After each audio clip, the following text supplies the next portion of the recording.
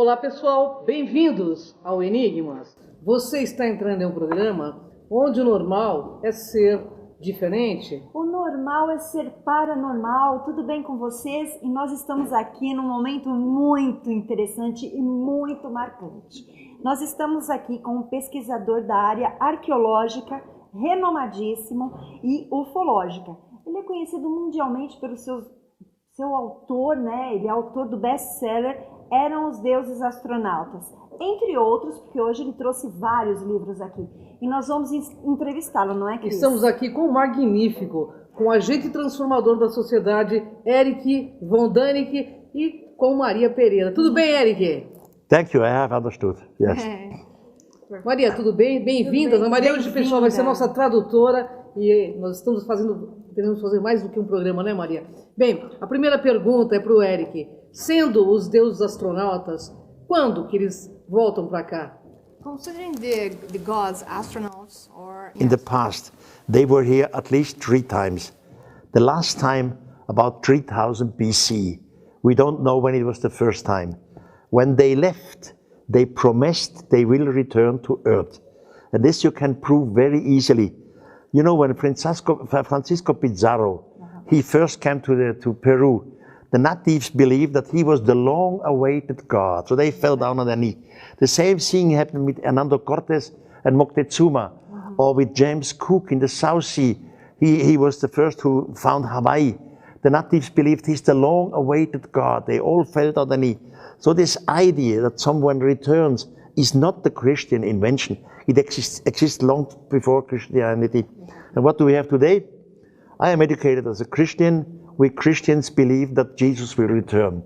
But the Muslimish society will believe that their Mahdi will return. As we know, every Buddhist believes that Buddha will return.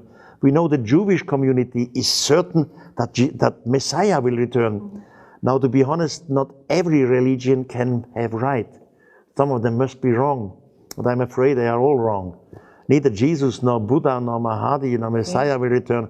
Simply extraterrestrials. And I think they are here right now. They have returned, they observe us.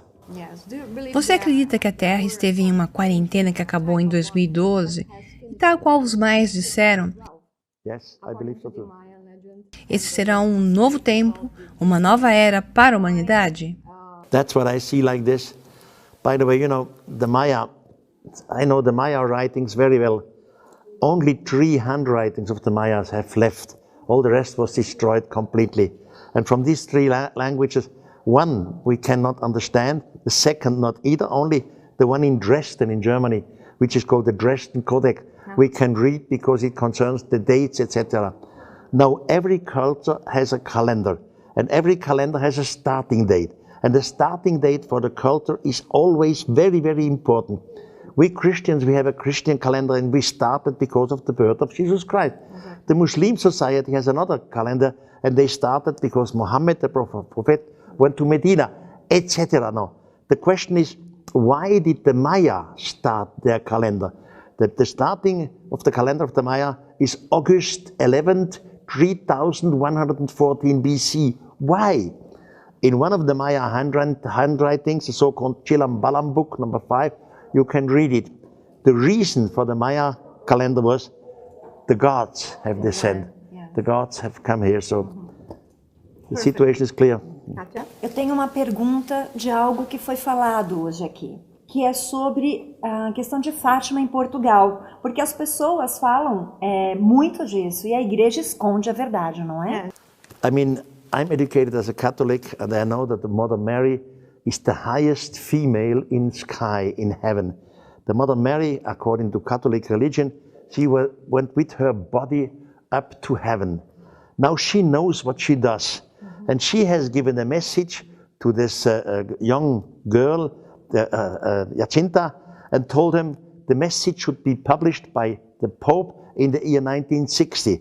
And the Pope opened the message and read it and said, I cannot publish it. It would create a panic. Why? The message is from the Mother Mary. Why should there be a panic? She knows what she does. So I don't understand the situation. Then some rumor came up. Journalists were thinking maybe the message of Fatima has to do with the next World War, the Third World War, the destruction of the world. So they went to the Bishop of Leira in Portugal and asked him, has it to do with the destruction of the world? And the bishop said, no, it has nothing to do with the destruction. It only contains our faith. So what? Mary, the Holy Mother of Jesus, knows what she does. But on the planet Earth, they don't publish it, sir. Padre Crespi e sua biblioteca de metal, o que era, né? E o que aconteceu com ele exatamente? I was in Cuenca, in Ecuador, with Father Crespi at least 3 times. And I have made more than 500 pictures of Father Crespi's objects. Some of the Crespi's objects are simple metal, normal metal, but some of them were really partly gold. You know, the surface was made out of gold, not the whole object. Father Crespi showed me many, many objects, and he said, this is gold, but in reality, he means not the whole object is gold, just the outside is gold. So, and the Inca had perfect specialists for this method to make gold of it. So Father Crespi died, and I heard, I don't know if it's sure or not, I heard that some of his objects are again at the Banco Nacional, the Ecuador. I really don't know. Yeah. I don't know what is true. But I have made more than 400 pictures. And I was very impressed with the father. He was a brilliant man, had a good brain, but normal archaeologists did not believe him. O fato dos ETs desativarem bases é possível? Como hoje você falou nesta apresentação, significa que eles podem ser nossos protetores? Porque foi visto, foi mostrado, né? Então nós gostaríamos de saber se foi desativado mesmo essas bases. They are definitely protecting us. And I think even out in the universe, there are maybe not only good extraterrestrials, maybe there are bad extraterrestrials. Among the humans, we have good people and bad people. And those extraterrestrials who have created us, they protect us against the bad extraterrestrials. They also protect us against a world war. They have demonstrated that they could destroy our rockets anytime, but they never did it. They just demonstrated we can do it this way. So I really think we are on the protection of a group of extraterrestrials. Existem indicações de onde são os extraterrestres e de onde vieram e para que vieram na realidade? What it means is, in antiquity, and this is my speciality, ETs and humans often come together. The ETs know the language of it. And the humans have asked them, where do you come from? None of the extraterrestrials ever said, we come from another continent, for example. None of them said, we come from Atlantis. They all pointed to the sky, and they all say we come from there. And they give us names of their planets, but the names mean nothing to us. You know, somebody said, well, what is your planet? It's Billy Bully Baba. What is Billy Bully Baba? We have no idea. We have names of the planet, especially in the Hindu literature, but it doesn't help us. Eu tenho aqui várias perguntas, mas a gente tem dúvidas sobre elas. Mas é importante. Hoje, dentro dos nossos centros espíritas, espiritualistas, dizem que tem manifestações de incorporações de ETs. Eu quero muito sua opinião sobre isso. I don't believe this, and I don't believe to all these people who say they receive message from extraterrestrials, because all these people who say they have contact, each and everyone tells me something different. My extraterrestrials said that. I think it's all illusion. It's all in the brain of the people. It's not reality. Paul Heiler, ele está revelando sobre a presença extraterrestre por conta própria ou os militares querem que ele faça isso? I think it's both. He really wants it, and he wants to prepare the humans. You know, there are fantastic science fiction movies around there, real science fiction. For example, Roland Emmerich, who wrote the movie Stargate, and I had him on the phone, and I asked, why are you doing this? He said, to prepare mankind. And myself, the same thing. I am 82 years old. Why I am doing this? Why I am going on stage internationally? Because I want that our society start to rethink these things. And you never have to believe me. Don't make a religion, a sect out of it. That's all garbage. I simply want, we have old texts. We have translated in the past these old texts in yesterday's way, which is normal. It was never a conspiracy. Our grandfathers were brilliant people, brilliant scientists, but they were living in another time. So when they found an old text where a human was taken up there, so they had to translate, he was taken to heaven. Now it's a new time. We know heaven is not heaven. Heaven was maybe a model spaceship or something in space. So we have new possibilities to translate all this. I am very, very positive that our society, the kids, your kids, is the first society who will get in direct contact with extraterrestrials. But to be prepared for this, we don't have to be afraid anymore. If today extraterrestrials would show up before the big public, I am afraid that the religious leaders would tell their people, these are evil, these are devils, these are bad. So we have to be prepared that they cannot do this anymore. Erick, existe algum protocolo para o contato? Os governos estão preparando esse protocolo para o contato? I think yes, but I have no proofs for this. I think we know in the meantime a lot. I mean, you just mentioned Paul Hellyer. Paul Hellyer was the defense minister of Canada. He knows what he's talking.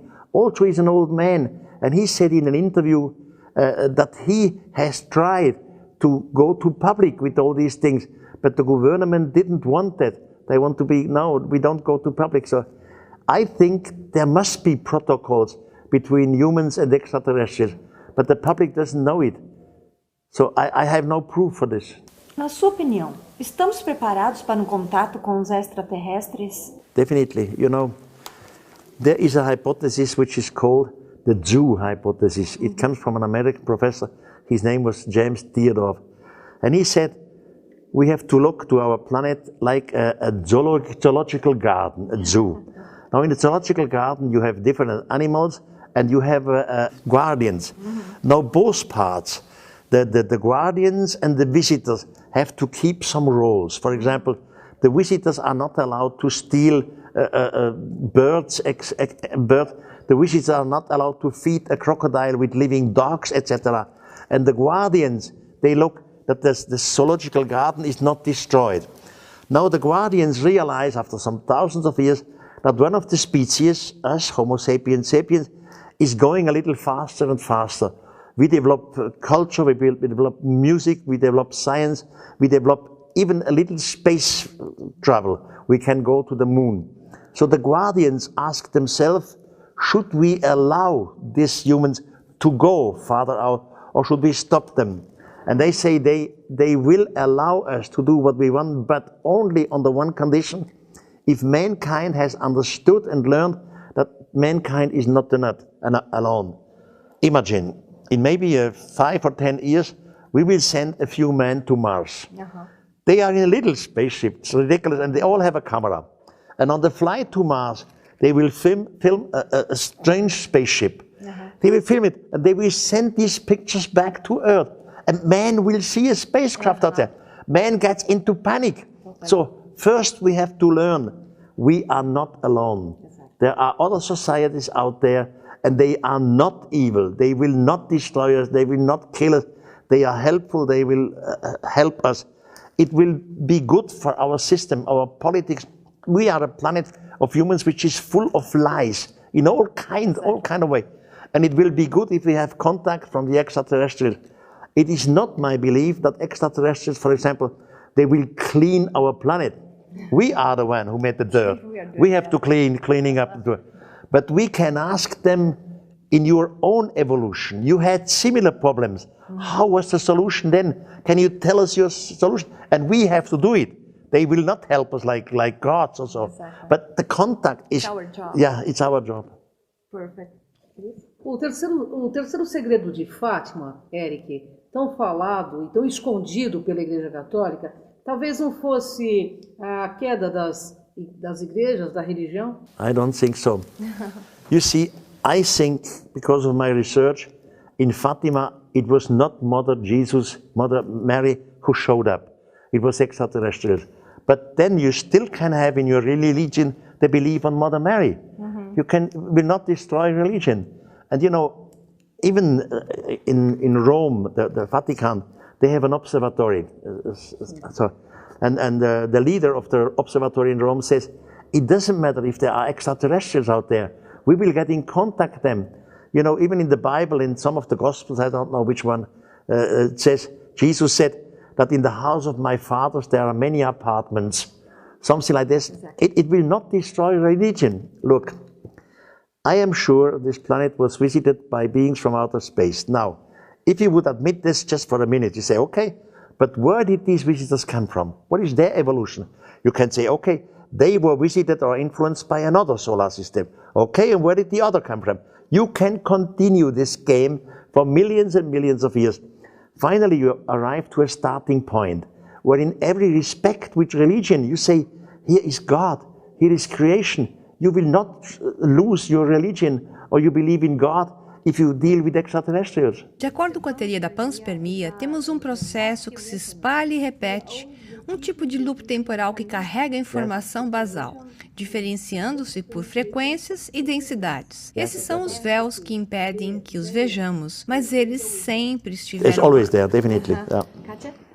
Quais as novas escavações, quais as novas descobertas no Egito? This is an endless story. You see, according to archaeology, the Great Pyramid was constructed by Khufu Cheops. That was about 2,500 BC. Khufu was a part of the 4th dynasty. But Khufu's father, Snorfu, and his grandfather, they came out directly of Stone Age. Now, every technology needs an evolution in technology. Evolution in technology goes slowly. You just don't have this. I am sure the humans made the pyramid, not the extraterrestrials. We did it. But the planning for it is too complicated for the time of Cheops. Today, they have discovered by modern radar methods at least 1 kilometer of shafts and rooms in the Great Pyramid. Shafts must be planned before you start the pyramid. The shafts are only a size like this, 15 centimeters on one side. The shafts are not big enough that we could climb in that. This is a question of planning, engineering planning, and it does not fit to Cheops' time. Now, there are old Arabian writers, for example, Ibrahim Abdul al-Masudi or al-Makrizi. They wrote, the Great Pyramid was constructed before the Great Flood and was made by a pharaoh with the name of Saurid. And then they say Saurid is the same figure which the Hebrew society calls Enoch. Now, Enoch again, he was taught by the extraterrestrials. He learned their language. They taught him some. Today, you all know the Greek historian Herodotus. Herodotus was in Egypt about roughly 450 BC. Herodotus wrote 2 books about Egypt. And in his second book of Histories, chapter 140-41, he says, the priest in Thebes is today's Luxor on the Nile, showed him 341 statues, one statue next to the other. And the high priest gave an explanation to every statue. And at the end, the high priest said, these statues represent 11,340 years. At that time, the gods from the firmament were here. Since that time, the gods have not returned. Now, Herodotus makes his statements 2,500 years from now on. He says 11,340 years, so we have to add the 2,500 years from now, means roughly 14,000 years. The same Herodotus says, a few lines later, under the Great Pyramid is a lake, a small sea. In the sea is a sarcophagus. The sarcophagus is covered with clear water. Egyptologists, they always said, Herodotus is telling here nonsense. It is not true with the 11,340 years. It is not true with the lake under the pyramid. In the meantime, they have found the lake. I was down there. I made films and photographs. There is a lake under the pyramid. There is a sarcophagus in there. We were there. So Herodotus was right with the lake. Why should he be wrong with the 11,340 years? At the moment, practically every half year, they discover new things inside the Great Pyramid and under the pyramid and under the Sphinx. But normally, this does not go to public. They don't want to go public. I asked one of the high Egyptologists, why not? Why are you afraid of public? Out of the public then come stupid speculations and stuff, and we don't want that. Why not? Let the people speculate. The final answer, the truth, will come true anyhow.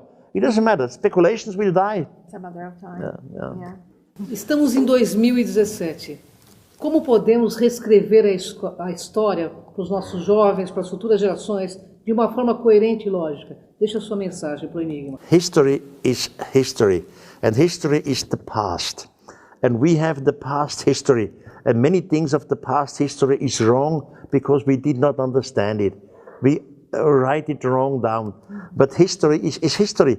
For me, history. Thousands of years ago, extraterrestrials were here. These extraterrestrials behaved themselves like ethnologists. They studied different tribes, they learned different language, they give information, they give help, they give some all kinds of stories to humans. Then they disappeared again with the promise we will return in the future. And now they are here. This is history of the past. Concerning the future, I am absolutely sure mankind will get in contact with extraterrestrials. We will talk together, we will learn together, we will live together in peace.